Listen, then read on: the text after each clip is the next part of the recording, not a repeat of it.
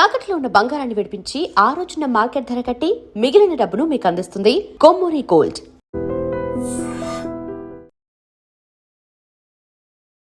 ఇప్పటిదాకా హార్మూజ్ జలసంధి మాత్రమే క్లోజ్ ఉంది అనుకున్నాం. ఇప్పుడు సడన్ గా హౌతీలు రెడ్ సీని కూడా తాము క్లోజ్ చేస్తాము అనేటువంటి మాటను చెప్తున్నారు.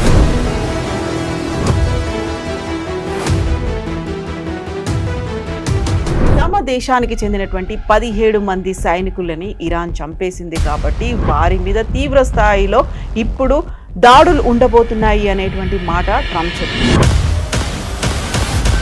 హార్మూజ్ జలసంధి ఓపెన్ కాలేదు అనుకున్నప్పుడు ఇప్పుడు రెడ్ సీ దాన్ని మేము క్లోజ్ చేస్తామని ఎందుకు అంటున్నారు? హూతీలు ఏమంటున్నారంటే నిన్న అనౌన్స్ చేశారు దట్ మేము సౌదీ అరేబియా నుంచి వెళ్ళే షిప్స్, సౌదీ అరేబియాకి వెళ్ళే షిప్స్, సౌదీ అరేబియా నుంచి వచ్చే షిప్స్ రెడ్ సీ నుంచి వెళ్ళేది మేము దాన్ని బ్లాక్ చేసాం. అటువైపు స్టేట్ ఆఫ్ హార్మూజ్ చూస్తే రోజుకి 20 నుంచి 30 మిలియన్ బ్యారెల్స్ ఆయిల్ వెళ్తుంది. 20 పెట్టుకోవచ్చు, 120 షిప్స్. కానీ ఒకటే పైప్ లైన్తో 6 నుంచి 7 మిలియన్ బ్యారెల్స్ ట్రాన్స్మిట్ చేయాలంటే పర్ డే అంటే it's huge amount. President Trump అయితే చాలా క్లియర్గా చెప్పారు, నథింగ్ డూయింగ్, సీజ్ ఫైర్ లేదు, ఎంఓయూ లేదు, ఏం లేదు, నేను కొట్టబోతున్నాను.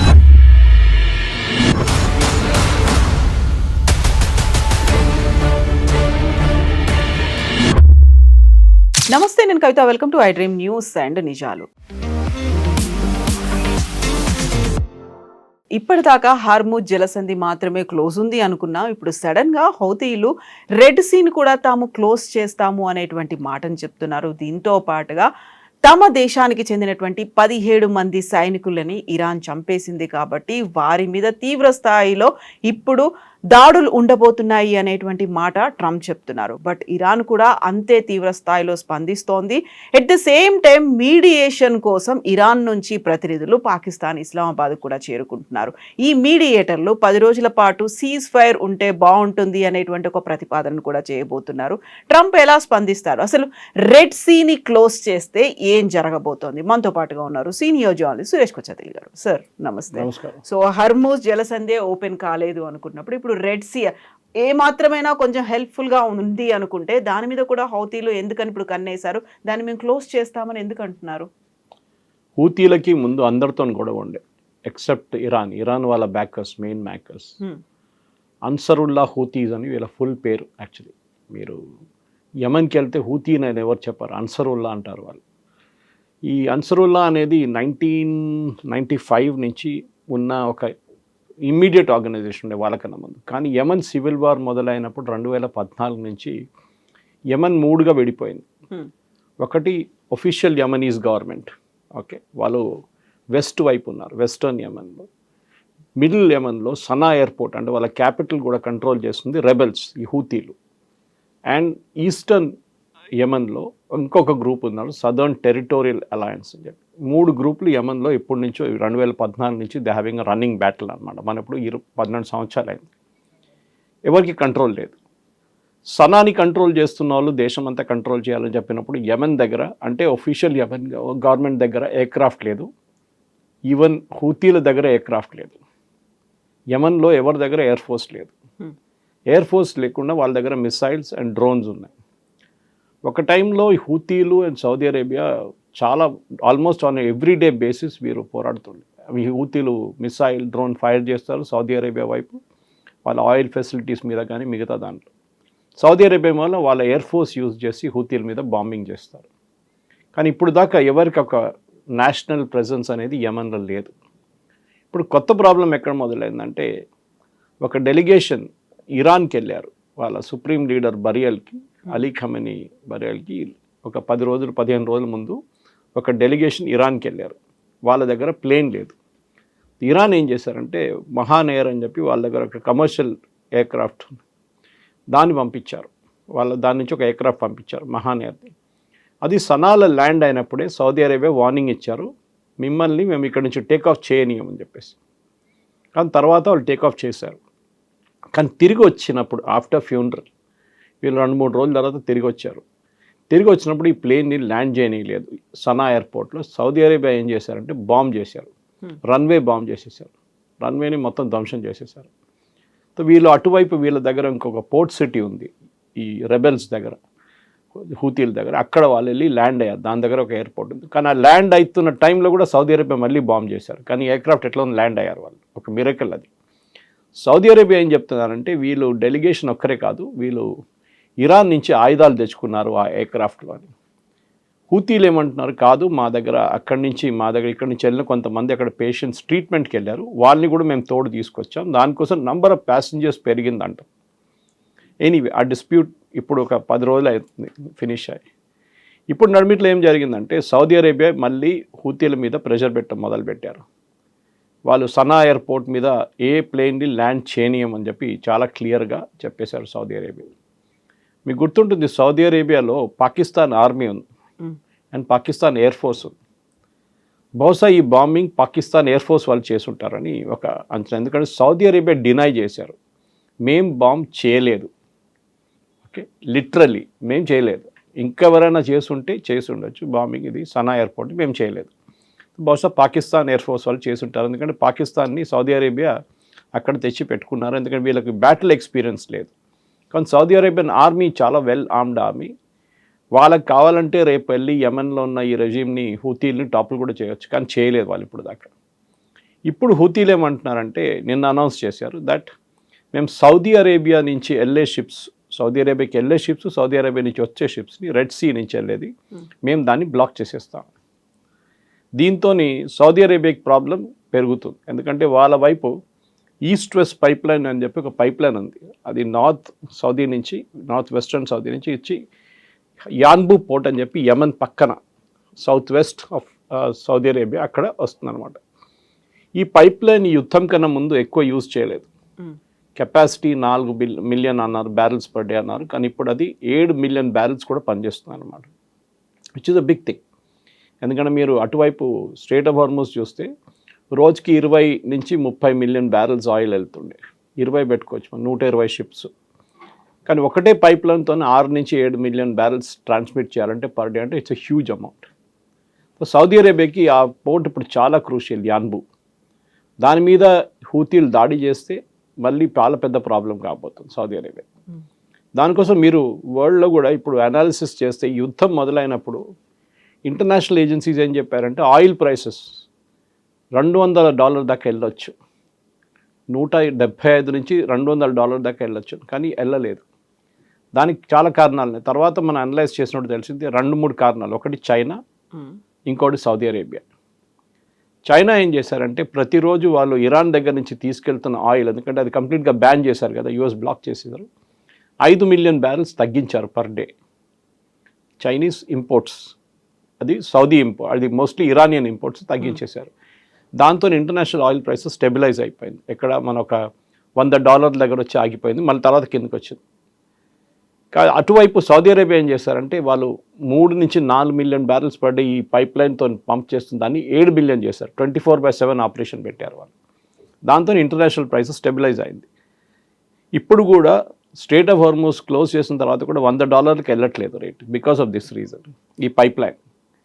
ఇంకొక పైప్ లైన్ చాలా క్రూషియల్ ఉంది, అది అబుదాబి నుంచి ఫుజరాయ్కి వస్తుంది, దట్ ఈస్ యుఏఈలో. The Fujairah is just outside strait of Hormuz. అక్కడ ఒక పెద్ద పైప్ లైన్ ఉంది, బట్ దట్ ఐ థింక్ ఇది around 2-3 million barrels per day అంతే ఉంది అది కెపాసిటీ. కానీ దాని కూడా పెద్ద, ఎందుకంటే అబుదాబికి చాలా పెద్ద అమౌంట్ అది. మనం ఇప్పుడు చూస్తే రెడ్ సీ నుంచి వెళ్తున్న ట్రాఫిక్ చాలా మటుకు సూయజ్ కెనాల్ వైపు వెళ్తుంది, which is up north. And Suez canal 69లో ఓపెన్ చేశారు, వెరీ ఓల్డ్ వన్. అది ఓపెన్ చేసేదాకా స్ట్రెయిట్ ఆఫ్ ఈ బాబల్ మండేబ్ అని చెప్పి ఈ చోక్ పాయింట్కి ఎక్కువ ఇంపార్టెన్స్ లేకుండే. కానీ ఒకసారి ఈ సూయజ్ కెనాల్ ఓపెన్ అయిన తర్వాత, సూయజ్ కెనాల్ డెవలప్ చేసిన తర్వాత, ఎర్లీ 1900స్లో ఇంకా ఎక్స్పాండ్ చేసిన తర్వాత చాలా మట్టుకు ఈ బాబల్ మండబ్ అండ్ రెడ్ సీకి ఇంపార్టెన్స్ వచ్చిందన్నమాట. లేకుంటే మొత్తం మీరు ఆఫ్రికా తిరిగి వెళ్ళాల్సి వస్తుంది. మీరు ఇప్పుడు వెస్ట్ ఏషియా నుంచి వచ్చి ఈ strait of Red Sea enter అయ్యి సూయజ్ కెనాల్కి వెళ్తే యూరోప్కి వెళ్ళిపోవచ్చు. Now you cannot do it అంటే మీరు మొత్తం ఆఫ్రికా తిరిగి వెళ్ళాలి, 15 రోజులు ఎక్స్ట్రా పడుతుంది. ఆలోచించండి, ఖర్చులు కూడా ఎక్కువ అవుతుంది. సో ఈ సూయజ్ కెనాల్ అనేది చాలా ఇంపార్టెంట్ ఫ్యాక్టర్గా మారిపోయింది. కానీ Suez canal advantage and disadvantage ఏంటంటే, ఒకటి 2 సీ లెవెల్స్ 2 లెవెల్లో ఉంది ఒకటి. ఓకే, అదొక పెద్ద ప్రాబ్లం. మెడిటరేనియన్ సీ కానీ, ఇటువైపు ఉన్న సీ కానీ, ఇండియన్ ఓషన్ కానీ, చాలా రెండు వైపుల నుంచి డిఫరెంట్ లెవెల్స్లో ఉందన్నమాట రెడ్ సీ కూడా. సో వాళ్ళ ఒక టెక్నాలజీ ఉంది వాళ్ళ దగ్గర. వాళ్ళు మీరు చూసుంటారు, చాలా ఇంట్రెస్టింగ్. వాళ్ళు నీళ్ళ లెవెల్ షిప్ని తీసుకొచ్చి they increase 1 level and they decrease 1 level, తర్వాత దాన్ని తీసుకొచ్చి మళ్ళీ దాన్ని బయటికి తీసుకెళ్తారు. చాలా కాంప్లెక్స్ ఆపరేషన్. మీకు గుర్తుంటుంది, ఒక సంవత్సరం ముందు ఎవర్ గ్రీన్ అని చెప్పి ఒక షిప్ అక్కడ స్టక్ అయిపోయింది. దాంతో ఆల్మోస్ట్ ఒక 200 నుంచి 300 షిప్ దాని వెనక స్టక్అప్ అయిపోయారు. ఇటువైపు 150 షిప్స్ స్టక్అప్ అయిపోయారు. ఇమ్మీడియట్గా వరల్డ్ వైడ్ ఎకానమీలో చాలా మటుకు కాస్ట్ పెరగడం మొదలైంది. ఆయిల్ కాదు, కమాడిటీ ప్రైసెస్. ఎందుకంటే డిసడ్వాంటేజ్ ఏంటంటే సూయజ్ కెనాల్ది, అది కట్టినప్పుడు దాని డిసడ్వాంటేజ్ అది. ఎందుకంటే ఇంత నారో స్ట్రెచ్ని I think it's hardly can take about ఒక సూపర్ ట్యాంకర్ కూడా రాదు. సో ఆయిల్ ట్యాంకర్స్ ఆ రూట్ అవాయిడ్ చేస్తారు. ఆయిల్ ట్యాంకర్స్ వెళ్ళరు, ఎందుకంటే very large crude oil supply అంటే 2 మిలియన్ బ్యారెల్స్ ఉంటుంది ఒక షిప్లో. అది it cannot pass Suez canal, width సరిపోదు అన్నమాట. ఈవెన్ మీరు బాబల్ మండప్ చూస్తే చిన్న ఐలాండ్ ఉంది అక్కడ, ఒక ఐలాండ్ ఇక్కడ జిబూతి ఉంది, ఆఫ్రికా, హార్న్ ఆఫ్ ఆఫ్రికా ఇక్కడ ఉంది, అండ్ ఇటువైపు యమన్ ఉంది, ఇక్కడ ఒక చిన్న ఐలాండ్ ఉంది. ఈ రెండింటి నడిమిట్లో ఉన్న గ్యాప్ ఇస్ ఓన్లీ 21 కిలోమీటర్స్ వెడల్పు. మీరు అటువైపు చూస్తే స్ట్రేట్ ఆఫ్ హార్మోస్లో that is around something like 28 kilometres. అంటే 2 షిప్లు వెళ్ళడానికి ఉంటుంది. ఐ మీన్ మనం ఇక్కడ నుంచి క్యాలిక్యులేట్ చేసుకోవచ్చు 38 కిలోమీటర్ ఎంత దూరం ఉంటుంది హైదరాబాద్లో మనం కూర్చొని చోటు నుంచి.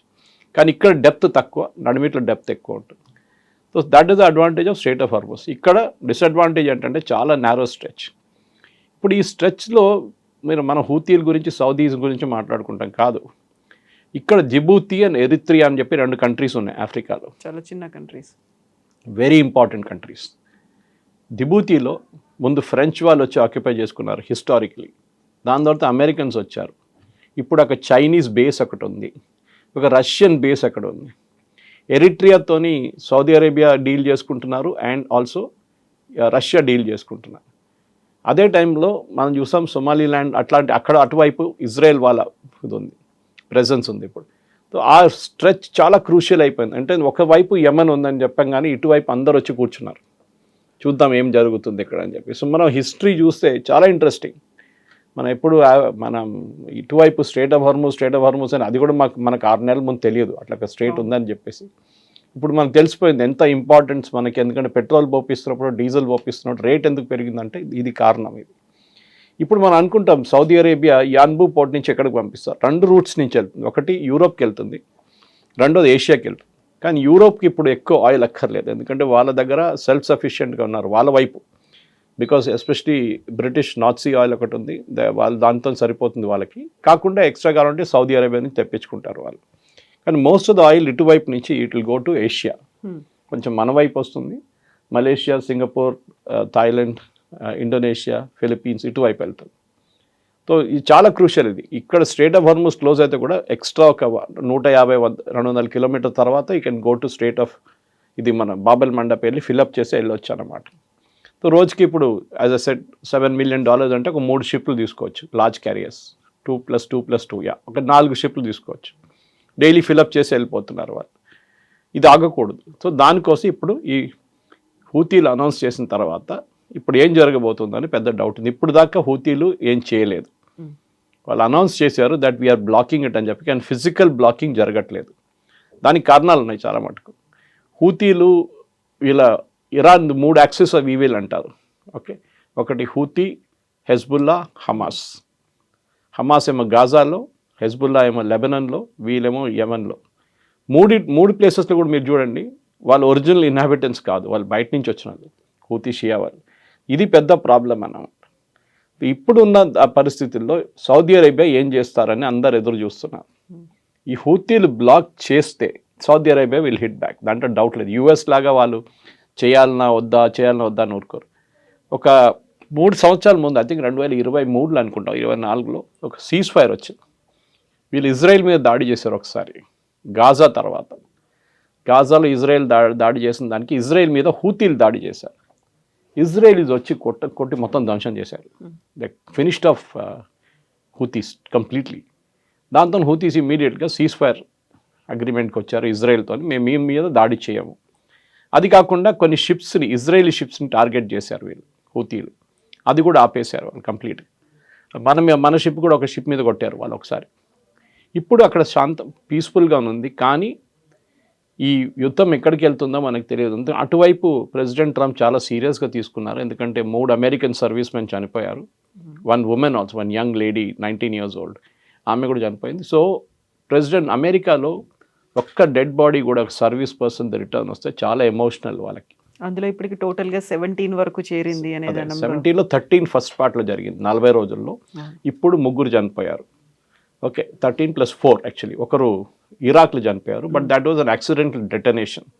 అంటే వాళ్ళ దగ్గర ఇరాన్ నుంచి వచ్చి పడిన ఒక డ్రోన్ది మ్యూనిషన్ పార్ట్, అంటే అది బాంబ్ పార్ట్ డిటనేట్ తీస్తున్నప్పుడు డీడెటనేషన్ చేస్తున్నాడు, అది పేలింది అనమాట. So that was a technical fault. ఇటువైపు 3 జార్డన్లో చనిపోయారు. దాంట్లో 2 ఐడెంటిఫై చేయగలరు, ఇప్పుడు ఇంకొకరిని ఐడెంటిఫై చేయలేదన్నమాట. ఈ పరిస్థితుల్లో ఇప్పుడు ముందుకెళ్ళి ఇంకా ఏం చేయబోతున్నారు అనేది ఒక పెద్ద ప్రశ్న అనమాట. ప్రెసిడెంట్ ట్రంప్ అయితే డబుల్ డౌన్ చేశారు, అంటే he is going all out. And వీళ్ళు ఇప్పుడు బ్రిడ్జెస్ కానీ పవర్ ప్లాంట్స్ కానీ అన్నీ కొడుతున్నారు. ఇరాన్ ఎన్ని రోజులు వాళ్ళ కువైత్ కానీ బహ్రెయిన్ మీద దాడి చేస్తారు. ఇప్పుడు మనకు వచ్చిన న్యూస్ ప్రకారం ఇప్పుడు తెలుస్తుంది కువైత్ కూడా ఇరాన్ మీద దాడి చేయడం మొదలుపెట్టారు. ఓకే, వాళ్ళు సెల్ఫ్ డిఫెన్స్ అంటున్నారు దాన్ని. అది ఎట్లాంటి సెల్ఫ్ డిఫెన్స్ ఉంటుందో మనం చూసి చూడాలి.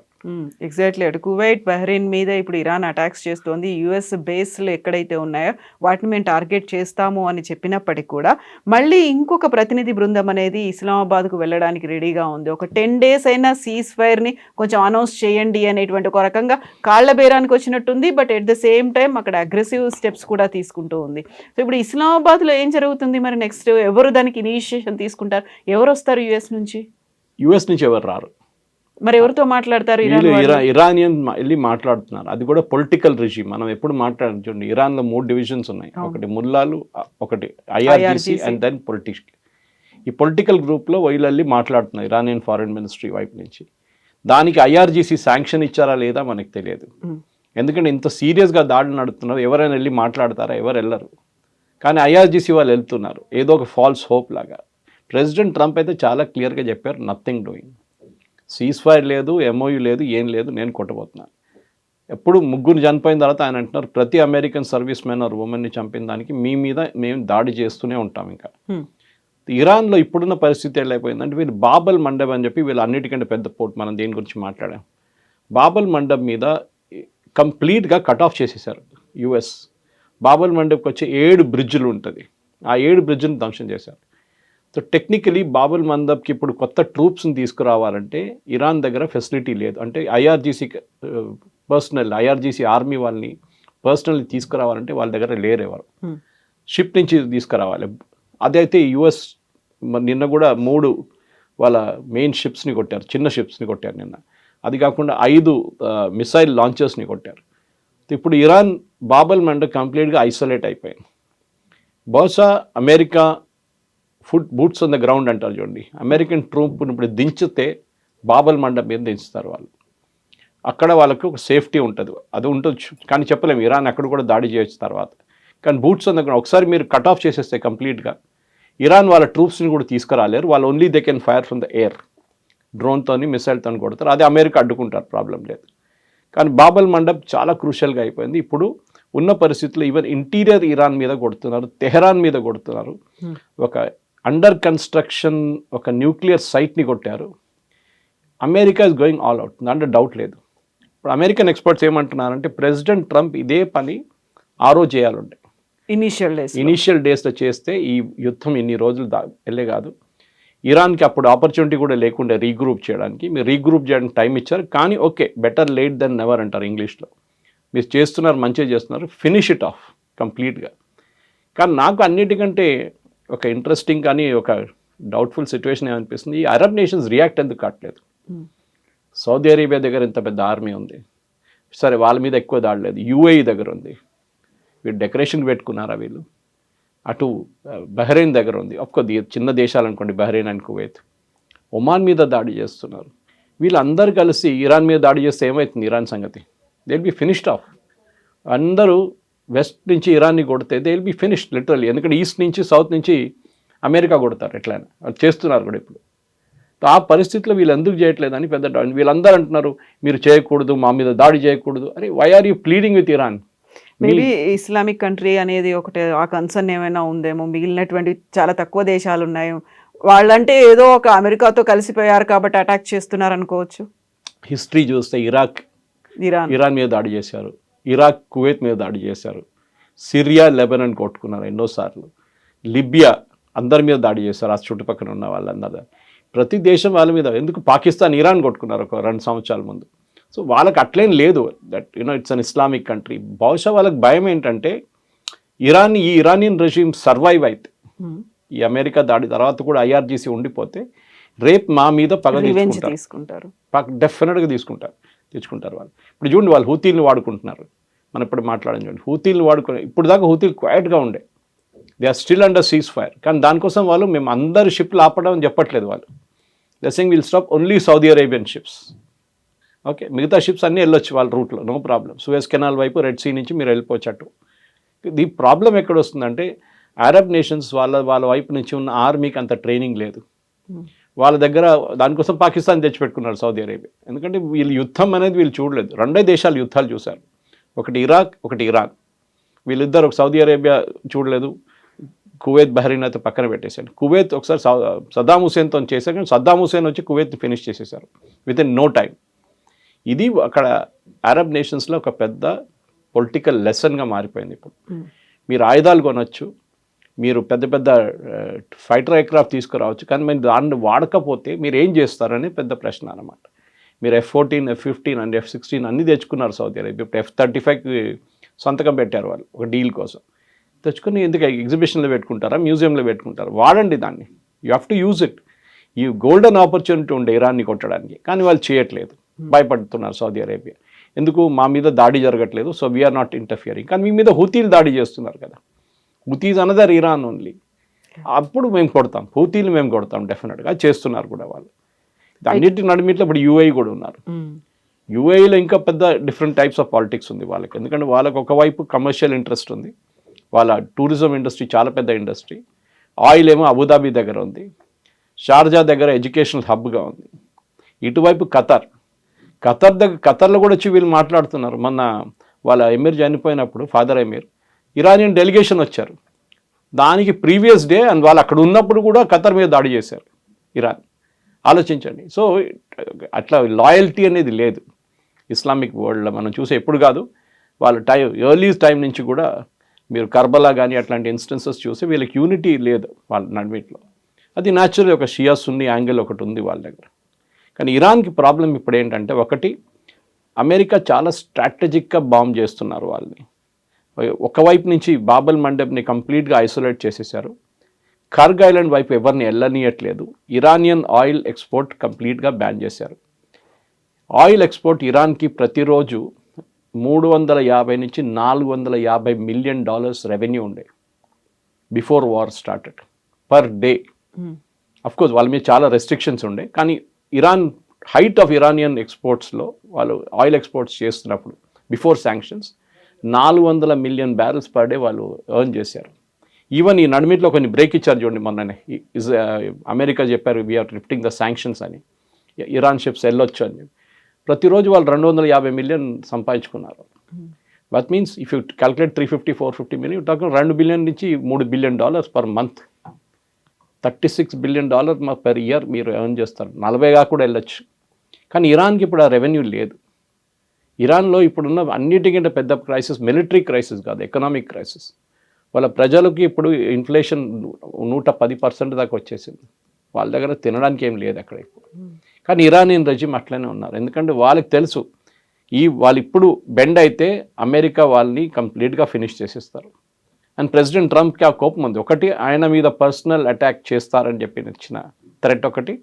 రెండోది, అమెరికన్ పర్సనల్ని జార్డన్లో కానీ ఇరాక్లో చంపిన దాని మీద ఆయన పగ తీర్చుకుంటున్నారు.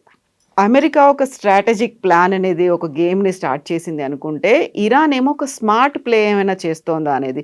ఈ February 28 తర్వాత మెల్లిమెల్లిగా దాన్ని ఎక్స్పాండ్ చేస్తూ వచ్చింది. ఎట్ ద సేమ్ టైం లెబనాన్ని కూడా ఇంక్లూడ్ చేసింది.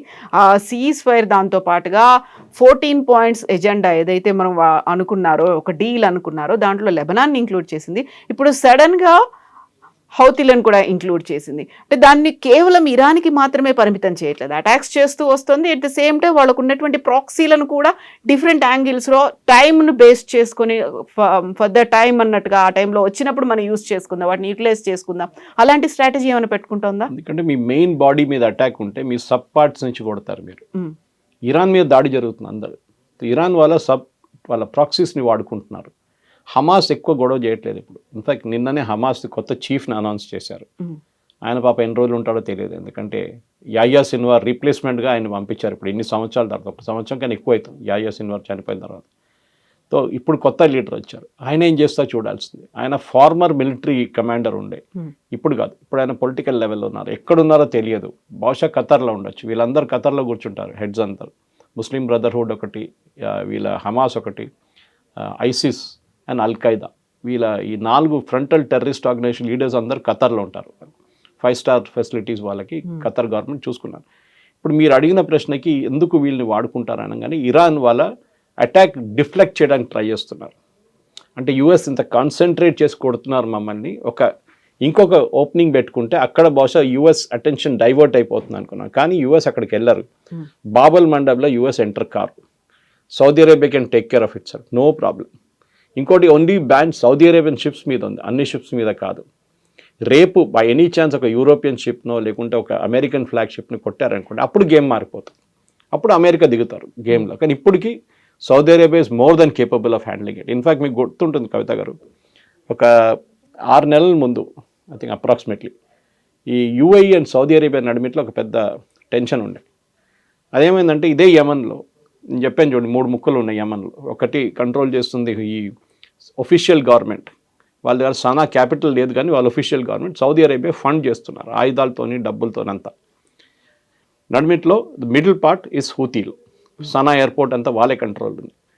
అటువైపు సదర్న్ టెరిటోరియల్ కౌన్సిల్ అని చెప్పి ఒక కౌన్సిల్ ఉంది ఒకటి, అది ఇంకొక గ్రూప్. అది దాన్ని ఇప్పుడు దాకా ఒక 6 నెలల ముందు దాకా యూఏఈ ఫండ్ చేస్తుండే వాళ్ళని. యూఏఈ డబ్బులు ఇచ్చి ఆయుధాలు ఇచ్చి ఈ రెబెల్ గవర్నమెంట్ని ఇటువైపు నుంచి కొట్టడం మొదలుపెట్టారు. ఈస్టర్న్ సైడ్ నుంచి, వెస్టర్న్ సైడ్ నుంచి ఒఫిషియల్ గవర్నమెంట్ వాళ్ళు దాడి చేస్తున్నారు. కానీ ఇప్పుడు దాకా హూతీలు కదలలేదు, వాళ్ళు అక్కడే ఉన్నారు. వీళ్ళకి కొన్ని 38 ఆర్మర్డ్ వెహికల్స్ పంపించారు యూఏఈ బై షిప్. పంపించి అక్కడ ఆ పోర్ట్లో దిగంగానే, వీళ్ళు కంట్రోల్ చేస్తున్న సదర్న్ టెరిటోరియల్ కంట్రోల్ చేస్తున్న ఒక పోర్ట్లో దిగంగానే సౌదీ అరేబియా దాని మీద వచ్చి బాంబ్ చేశారు. ఆల్మోస్ట్ 12-14 ఆర్మర్డ్ క్యారియర్స్ పోయింది. ఆ రోజు సౌదీ అరేబియా యూఏఈకి వార్నింగ్ ఇచ్చారు. ఫస్ట్ టైం మీరు అడుగుతున్నారు చూడండి, వీళ్ళు నడిమిట్లో కొట్టుకోరు కదా, ఇరాన్ పక్కన పెట్టండి, Saudi Arabia and UAE fought. అప్పుడు యూఏఈ దగ్గర చెప్పారు, మీరు యమన్లో ఉండకూడదు, మీరు ఇక్కడి నుంచి వెళ్ళిపోవాలి, మీరు ఆఫ్రికాలో ఏం కావాలంటే చేసుకోండి. టుడే యూఏఈ సొమాలిలాండ్ కానీ అటువైపు కానీ and lot of places UAE funding చేస్తున్నారు అక్కడున్న గవర్నమెంట్స్ని, అక్కడున్న రెబెల్ గ్రూప్స్ని. ఫర్ ఎగ్జాంపుల్ ఎరిట్రియాలో చాలా పెద్ద ప్రాబ్లం ఉంది రెబెల్ గ్రూప్స్ది, ఈవెన్ జిబూతిలో ఉంది. అక్కడ సౌదీ అరేబియా ఫండింగ్ ఇస్తున్నారు, యూఏఈ ఫండింగ్ ఇస్తున్నారు. సో మన అందరూ ఇప్పుడు ఇజ్రాయలీస్ని ఎప్పుడు చెప్తుంటారు, Israelis are always on expansionist mode అని. అంటే ఇజ్రాయెల్కి వాళ్ళ టెరిటరీ సరిపోవట్లేదు, వాళ్ళు బయటికి వెళ్ళి ఇంకా ఆక్యుపై చేయడానికి ట్రై చేస్తున్నారు. సదర్న్ లెబనాన్ తీసుకున్నారు, సిరియాది ఒక పార్ట్ మన ఇజ్రాయెల్ దగ్గర ఉంది. Israel is always expanding it self.